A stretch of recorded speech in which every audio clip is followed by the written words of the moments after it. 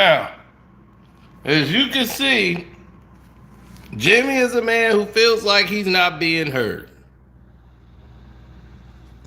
Now, a lot of people want to know, why was this explosion? Why did this explosion even happen on the sideline?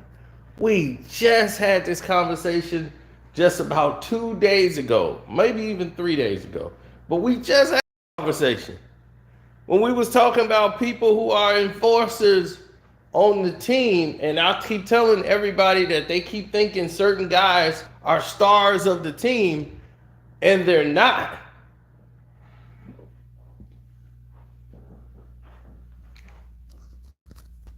Like Charles Oakley was the enforcer of the team when Michael Jordan was there. He was the vocal leader of the team. He got to walk around and boss everybody around and make sure everybody followed Mike. Mike didn't have to do no work. He just had to worry about the game.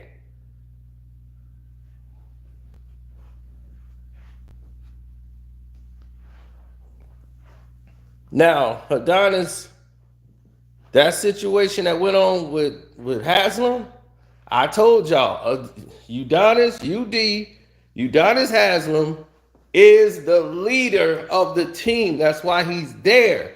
He's 41 years old. He ain't got to play. He's a player coach. He gets to suit up, travel with the team, and he there to keep everybody in line. And he gonna leave anybody talking about the coach or ain't following what's supposed to be happening. UD gonna get everybody back in line.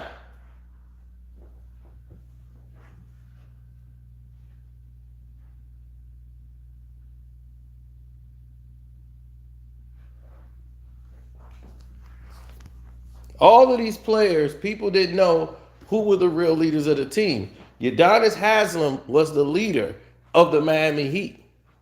When the D-Wade was there, and they keep talking about who team it is, that's who team it is. That's the team it's always been. We just had this conversation 3 days ago that this happened. And I told you, Jimmy Butler's on the team, but it's Udonis Haslam. He runs the team. It's his team to run. Jimmy is the leader on the floor. The locker room, the sideline, everything, getting everybody in line to follow a coach and the plan, that's UD's job.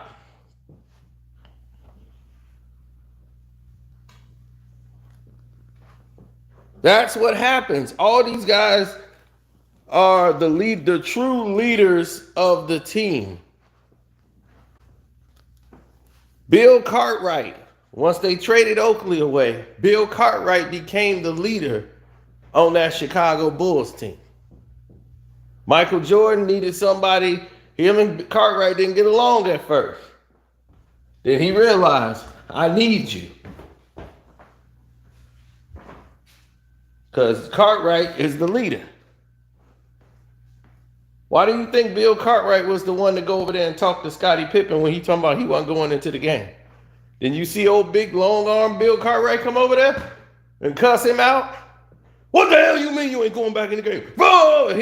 Because he's that leader. He was the vocal leader.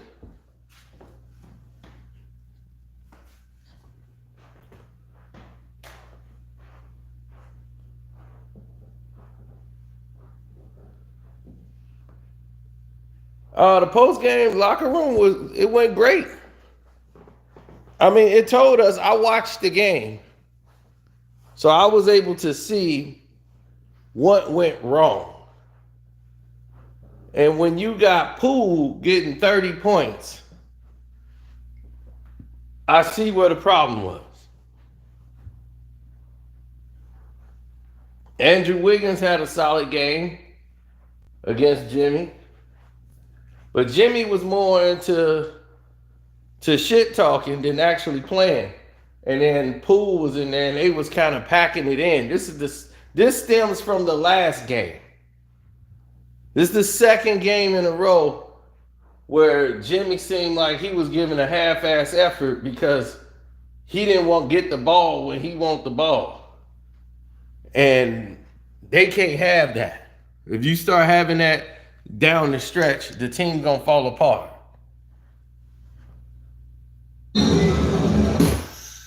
It's pretty clear. Like, we have a very competitive, gnarly group, and we're getting our asses kicked. And two straight games, we're not playing to the level that we wanted to play. And I would say virtually every single person in that huddle was pretty animated about our disappointment and how we were playing. Well, let's take it back.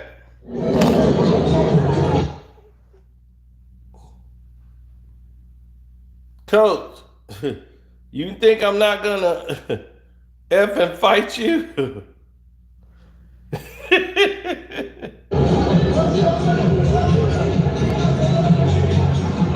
And look, Haslem is getting the message in.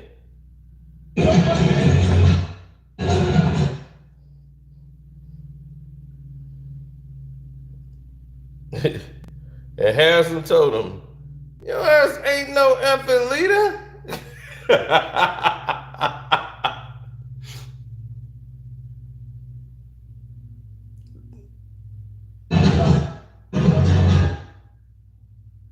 Butler stood right up and called him a B word. And he was like, look, I'm tired of you. I'm a B.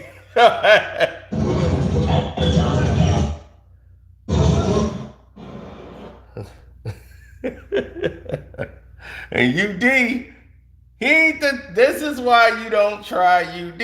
See, Karan Butler was calm the whole time. You don't mess with UD. Jimmy ain't scared, but Jimmy, this man got a fuse that's lit. And look at the coach. I got my junkyard dog. He ready to go. See, Exposer, look at Eric Exposer. He know I got my junkyard dog. I can get down.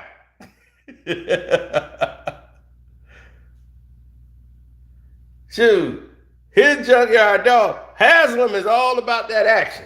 This is why he's been the leader. This is why he's on the Miami Heat. He's Pat Riley guy. He got Pat Riley temper. Yeah, Lowry got up out of there. Lowry said, hey, I'm from Toronto. Y'all doing too much. This is too much energy. We never do this in Toronto. I'm out of here. He wanted no parts of that. I didn't blame him.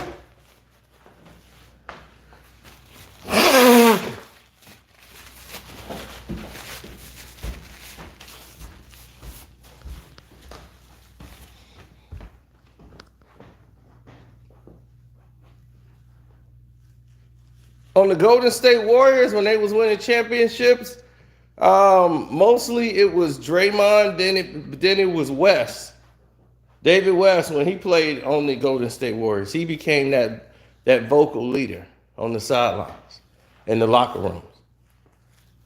It's normally a veteran player, and he was a guy that wasn't even on the team that long and took that role from Draymond and everybody else. He was the guy who knows how to talk to every single player. You can't talk to every player the same way. With Klay Thompson, he had to be calm. Steve Kerr trusted him so much, he's just like, okay, you talk to Klay. He'd be like, Coach, I got it. Let me talk to Klay. And he know how to smoothly talk to Klay. Because Klay will get in his head, will get depressed, and put himself down. So,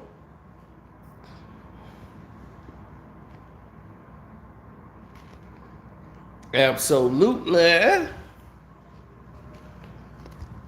Oh, this is the Walter Payton. Y'all know about Walter. You know about Walter. Hit the like button, good people. Show them what's up.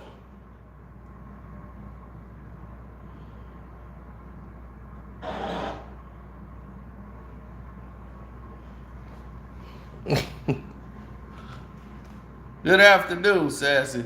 But you see how Haslem's telling him? Look at Haslem pointing that finger. Boy, you done messed up. And he was like, man, what are you doing all this for? Haslem mean business. This has been going on for 2 games. So he just wanted to talk to the coach because he's like, I'm not talking to you. He's like, look, look at Eric. He done slammed the clipboard down. He getting real dramatic. See, when you slam the clipboard, everybody know it's time to shut up. That's what slamming the clipboard means. That's a signal saying shut up. Now he wants to talk to the coach. You slamming the clipboard on me? Bam gotta calm down UD because UD finna have a heart attack over there. His blood pressure is up and he ready to get down. Jimmy is calm. And he was like, what are we doing, coach? Like, you won't even listen to me. He's like, all right, let's talk. So him and the coach are talking. And he was like, man, look, I don't know why everybody blowing up like this. And he was like, you ain't listening to me. You undermining me in front of the other players. That's a bad signal. And you ain't, look, you're a good player, but look, you want to be a leader, you got to follow the coach's directions, no matter what. He was like, I am, but it ain't my fault if I don't see the damn thing, coach. I didn't see it. That's all I'm telling him. It don't make effing sense. It's an effed up play. Hey, I said that's the way we running it. What the hell? Man, I ain't trying to hear that. It's stupid, coach. Who you think you talking to? I got tenure, baby. You know how long I've been here? Then bring it. Coach, why you got this aggression against me? Cause I can, motherfucker. Cause I can. F you. Eric Exposer was never like that when Wade, LeBron, and all of them. This from years of playing on the bench and knowing that you got control of the team. Nobody who comes on that team gonna have more control than you. You got that job for life. LeBron tried to get him fired. Ha! Good luck with that.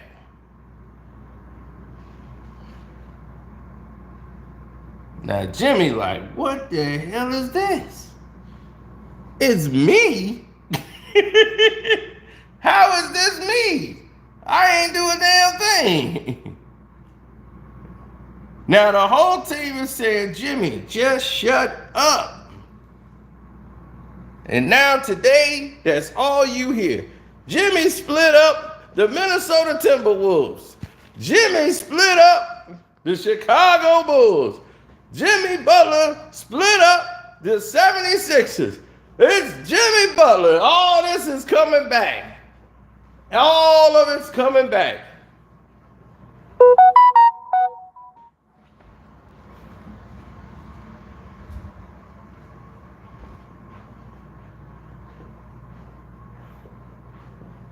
Oh, they wanted to go to the back. Haslam wanted to take them to the back so they could throw down.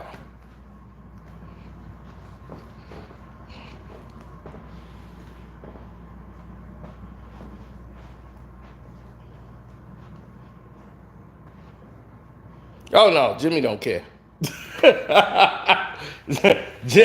Jimmy don't care. He from Port Arthur, Texas. He don't care. I'm gonna tell you that right now. Jimmy don't care about none of that. If Haslem wanted to throw some hands with him, Jimmy would have been more than happy to do it. He don't care.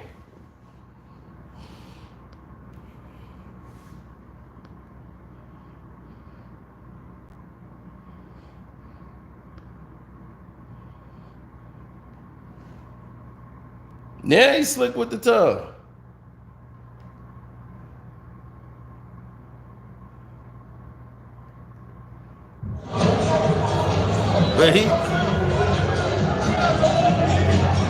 But he came right out and said he was gonna beat Jimmy's ass, and that set it all off.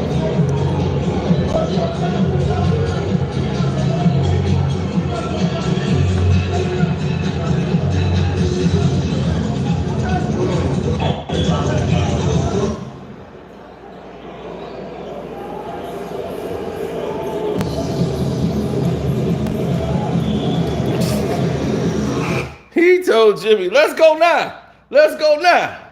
I'll beat your ass. No, you won't. No, you won't. Let's go now. You ain't no leader. You ain't no leader. I'll beat your ass. No, you won't. No, you won't. That's how Jimmy was like, no, you won't. No, you won't. Dog, you don't even play. You don't even play. That's all Jimmy was telling him. Jimmy was calm. Haslem is exploding with rage.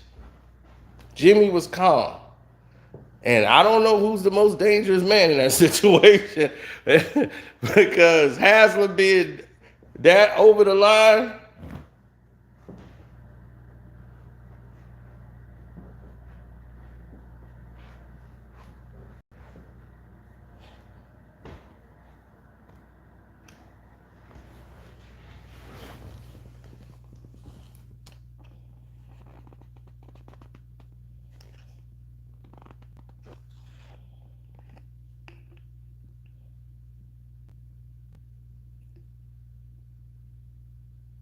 That's why I told you, he the leader of the team. Like he told Jimmy, you ain't no leader. You ain't no effing leader.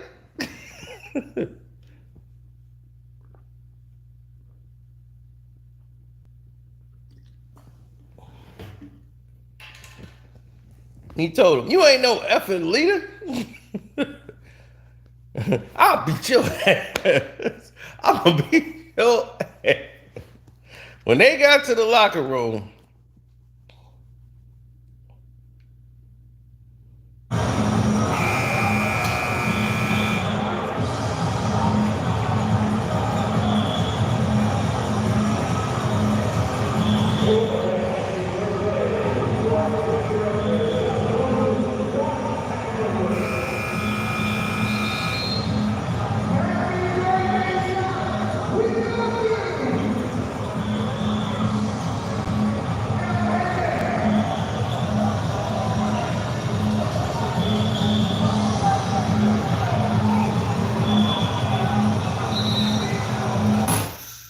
it's pretty clear. Like we have a very competitive, gnarly group, and we're gonna.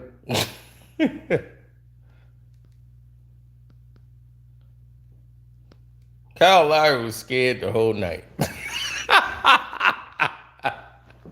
Kyle Lowry was just scared the whole night.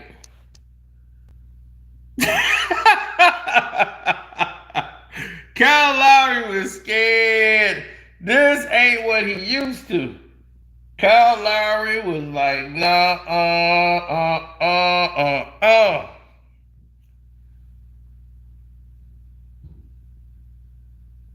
Please, somebody get me to Toronto.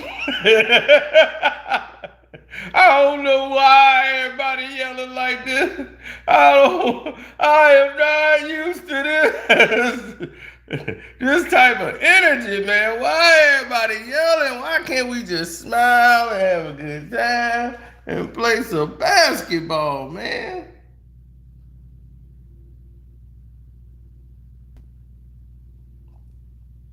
I just want to play ball, man. I came here to play ball with y'all. Now, I ain't want to do all this.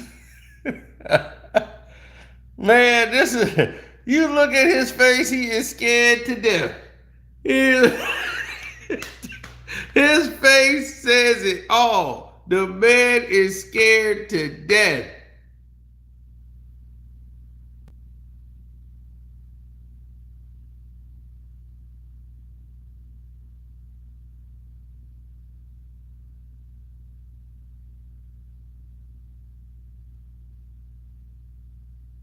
Man, that dude saw a ghost that night. He was scared something was finna go down, and this is not what he used to in Toronto.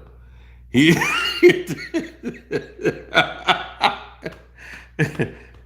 and Toronto, boy, it was I need my way, I need my way, I need my way, I need my way.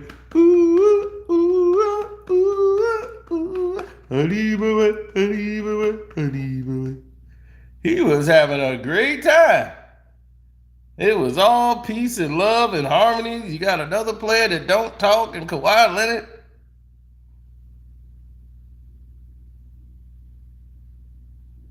He had it beautiful. Now he get here, and it's all this cursing, the coach cursing, the players are cursing, and they about to fight and swing, and he like, somebody get me to Toronto, please. I ain't never did nothing to nobody. Well, you know who gonna fold if things get hot. Things get hot, you know who's gonna be the first one to fold.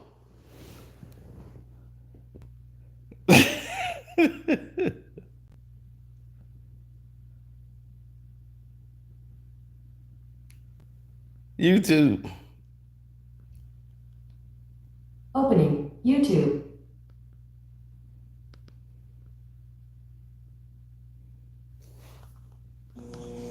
Everything that happened in that hall, and from there on, when we cut the 19-point lead, that's way more. I bet Golden State last night and took the points. Miami Heat was favored. I won big last night. I hit all the upsets. Wondering where the dinner plans were tonight after the game. It was pretty clear. Like, we have a very competitive, gnarly group, and we're getting our asses kicked. And two straight games, we were not playing to the level that we wanted to play. And I would say virtually every single person in that huddle was pretty animated about our disappointment in how we were playing. I know this team has a lot of veterans, but how do you, I guess, get it to not affect anything moving forward and kind of stop? No, it won't. We have bigger things to accomplish, but we do want to play better, and everything has to be better across the board. It starts with our leadership. Our veteran players have to lead. And then we just have to play better to our identity, play more consistently, and that's. Look at that: Jordan Poole, Wiggins, Damian Lee, Kuminga. That's 4 players that over is 20. More our language than playing without passion or without toughness or without multiple efforts and a lifelessness. Everything that happened in that hall, from there on, when we cut the 19-point lead, that's way more to our personality. Eric, you sort of answered it, but how concerned are you that this could be a thing? Like, how does this carry over into tomorrow, into Friday, into Saturday? No, I mean, you can use moments during a season to catapult you. You can galvanize together, over frustration and disappointment. Teams can also go the other way. I don't see that with our group. I don't see that with our locker room. But we have needed a kick in the butt, from these 2 games. We had been playing very well before that, so these 2 games were disappointing to everybody. And I think that's what you see, is you see a competitive group, that is not playing to the level or the standards that we want to play at. And even with all the circumstances, it's not like we come in here and say, oh, whatever, let's just get the next one. That's not how anybody in this building is wired. After the spark was provided there, you retook the lead. What happened towards the end of the game, and why did that lead? Well, let's give credit to Golden State. We played with great passion and everything to get back into the game, but they executed well, and they made some big shots. Poole was just really improved. But his handle, his ability to step back behind screens and shoot, his movement, all of that as well improved. Wiggins had some, really tough plays there in the fourth, and they just executed and made some plays to kind of hold us off. Vic tonight had 2 10-minute stints. I think it's the longest he's played. Yeah. What did, tonight represent for him in his comeback? Well, that shows you his conditioning level. He was able to handle all those moments, and he had some really good bursts there. He had some good defensive moments. And with Tyler being out, he was able to handle a few more of those minutes. Eric, Kyle said that things with 9 games left, the team is still trying to figure certain things out. Just rotation-wise, working Markeith back in, working Vic back in. You had guys out all year, but you also had a rhythm with guys that were playing. How much of a challenge has that been lately? Yeah, it is. And this is our reality. And that's the problem that a lot of teams go through. What he's just talked about now. That's the real problem. You got guys coming into the lineup who've been injured and you were winning games when they were out. Now you got to bring them back into the fold, and then everybody's got to figure it all out again. And then they're going to be like, look, man, we was rolling with the lineups we had. That lineup is working. That's when it becomes hard, because now you got to get the other team to trust the guys that's coming back off injury. Now you got Markeith Morris, the sophomores. You got him in it, and now on your team, you got the sophomores. The real Morris is in. The real Morris is in with the Clippers. I don't even know how this other Morris is still in the league, but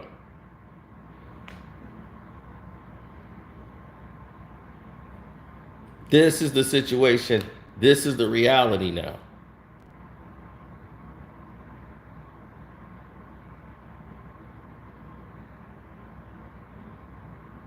Nah, they ain't both soft. It's always an alpha and a beta when you come to them twins. There's an alpha and a beta.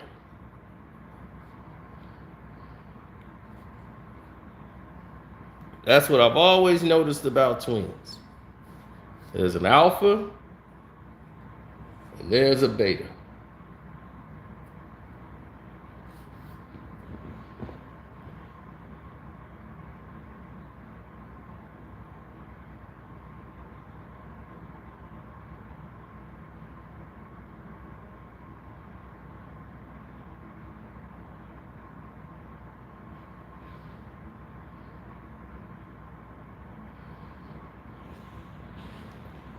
No, the problem ain't Jimmy per se.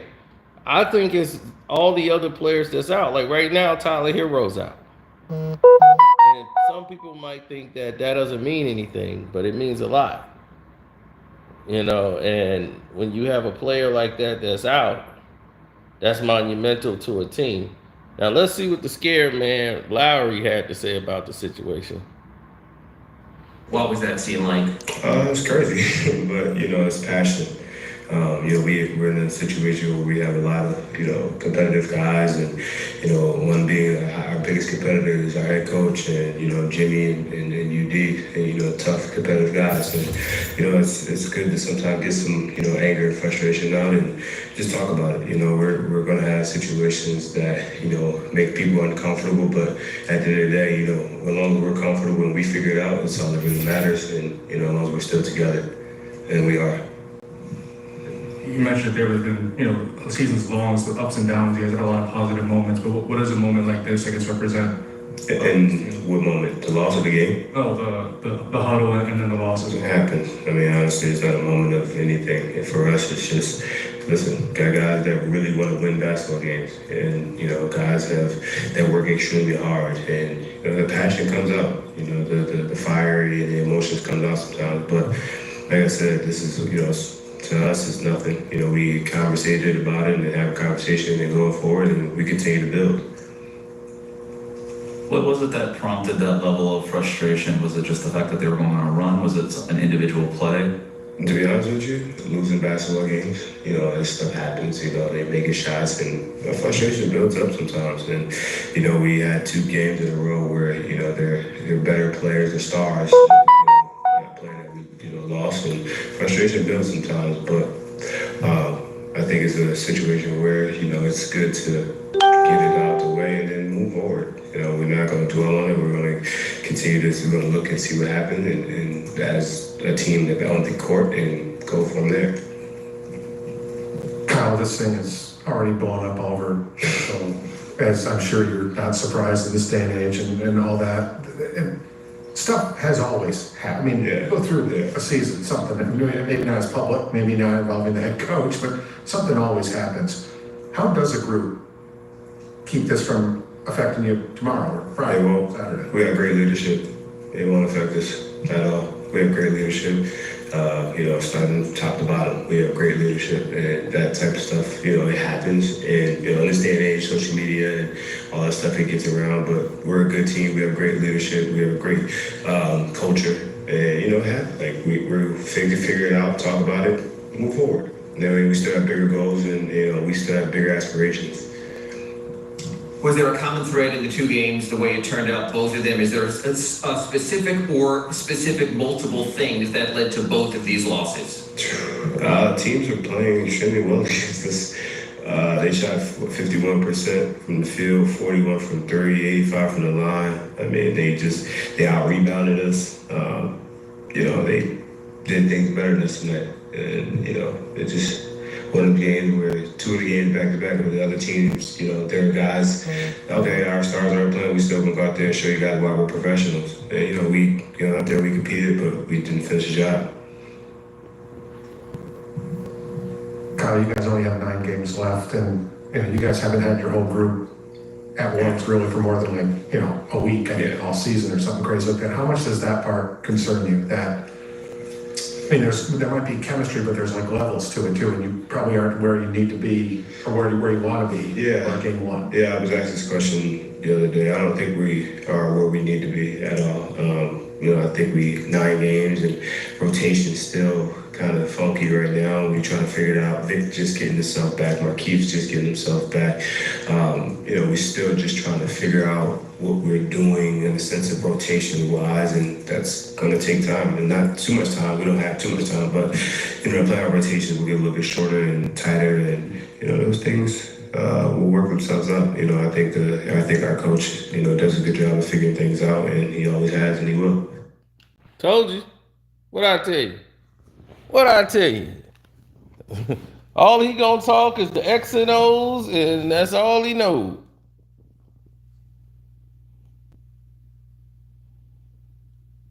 But that man was scared. That man was scared when all that was going down, boy. Told you, he ain't used to that kind of energy. Look at him. He want out of there. That boy face said it all. Look at his eyes. That boy was troubled. He was worried, and he didn't want no part of what was coming next.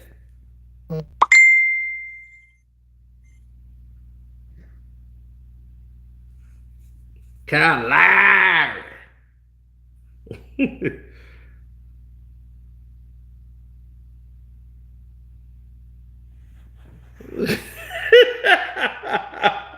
You think that man got assaulted?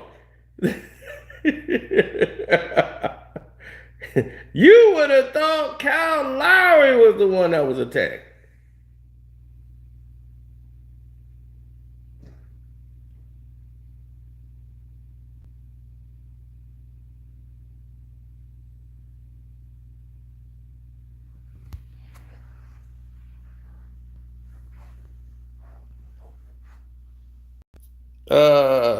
Oh yeah, I did get the Cash App. Thank you. Jennifer, thank you. I appreciate it.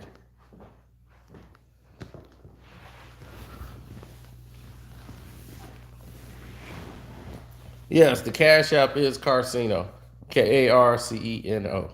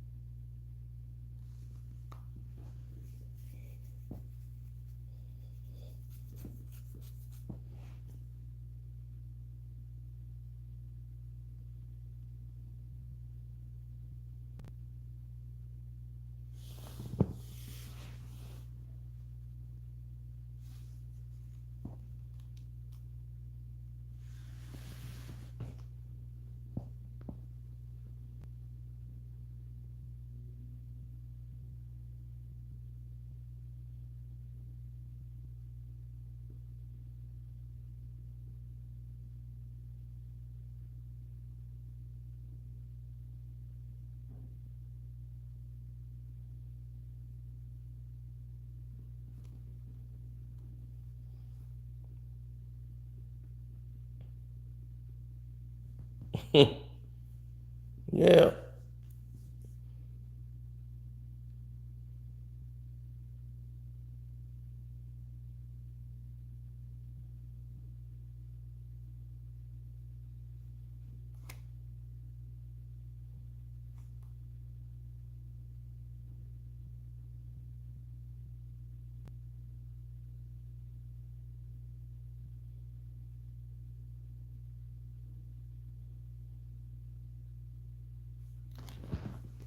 Oh, that was spooky looking. Remember in the bubble, they had all those people around the arena. Like he's like, you can from home, you can watch the game and be part of the thing, and all those people with their heads up. I'm like, that's weird. If I'm looking up and I see that, I mean, this is weird.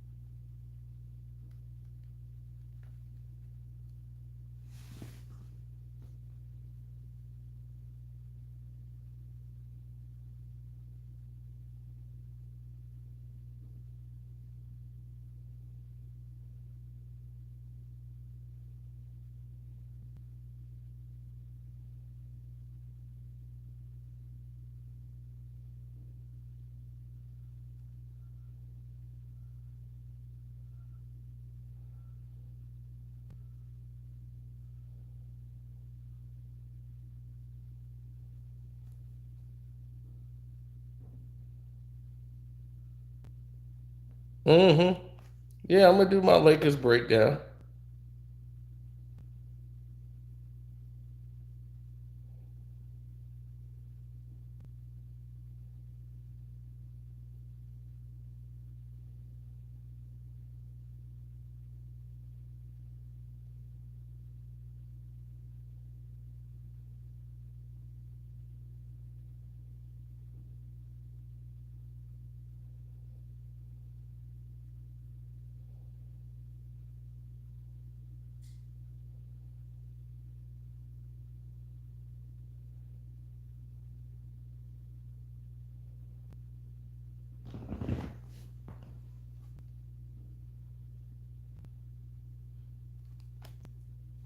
Dude, pulling a gun on Mike Tyson was the only thing that probably kept Mike Tyson from putting that guy in his back pocket. So we don't know what happened.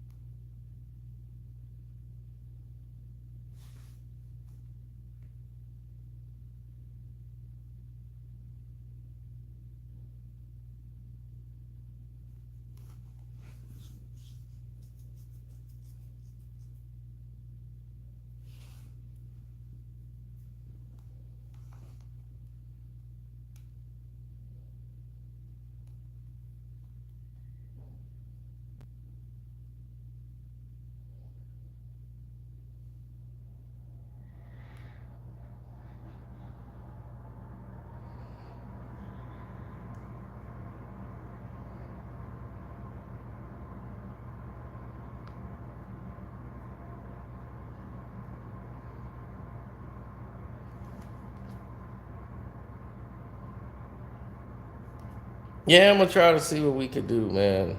There we go. My comments weren't moving at first; they was stuck, so I couldn't see.